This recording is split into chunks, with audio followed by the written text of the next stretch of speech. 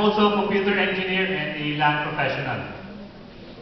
Nag-took din ako ng MBA ko sa UST, and I took my second MBA sa EDA, Executive Development Academy, and now I'm the president of ISDN. Wow. Okay? So, welcome. Aba, maraming matatalino pa dyan. Yung mga nag-OJT lang eh, sila pa. Tama? Di ba mayroong mga cum laude o summa dito? Ha? Diba? Ngayon pala, I'm congratulating you and good luck sa board. Okay? Welcome. Pakilala ko lang ng konti yung ISDN. Konti-konti lang to, mga 2 minutes pagkatapos technical na tayo. Ito yung kumpanya ko, Integrated Systems and Data Networking. I picked it up in 1995 dahil mabilis yung ISDN before, pero ngayon yung ISDN medyo mabagal na, but not the company. Okay?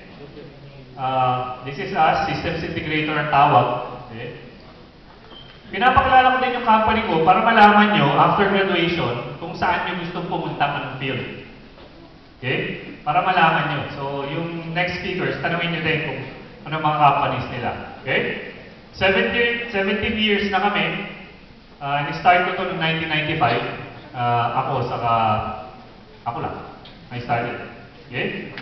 It's a corporation, process systems company, engineering company ang tawag. We are a member of NFPA, National Fire Protection Association of the US. I took my exam in the US, and of course, I'm a member of ISET. Ano ba na? Okay? Mission statement, gusto ko lang pakilala sa inyo ito, yung client. Dahil pagka-graduate nyo, puro kliyente na ang iisipin nyo. Okay? Technology that will serve the needs of our clients. We believe that our clientele precede all other interests. That says we will be sensitive to our clients' value and satisfaction. That we exist because of them.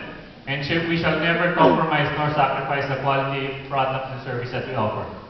That's the engineering need. Ito yung aming mission statement. Sa amin din, hindi pwede na.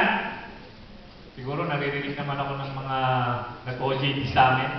Medyo malakas ang boses ko kapag nasa office.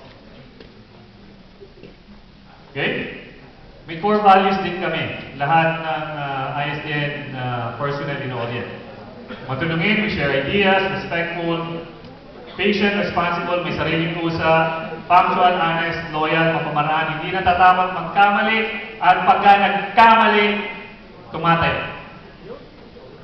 Okay? Ano yung tumatayo? Dapat nationalistic tayo, di ba?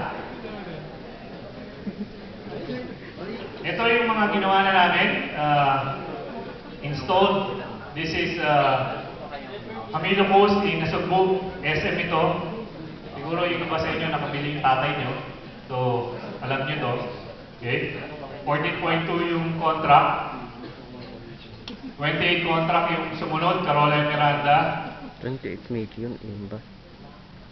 15.4 yung sumunod. Yung Lights Residences, we're doing it now, 92 million. And we're doing, this will be the most intelligent building not in the Philippines but also in Asia. Globe Telecom Headquarters. We just received our second PO, siguro mga 150 million na to. Okay? Matatapos to ng December.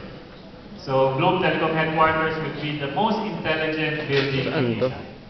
Electronics na nagko-control niya. Saan kaya gagawin to? So, itong mga fire alarm, CCTV, security, actually, CCTV dyan, IP na, Internet Protocol, hindi ordinary. Okay? So, pasok tayo ng seminar proper. Ito yung fire detection and alarm system. Meron akong mga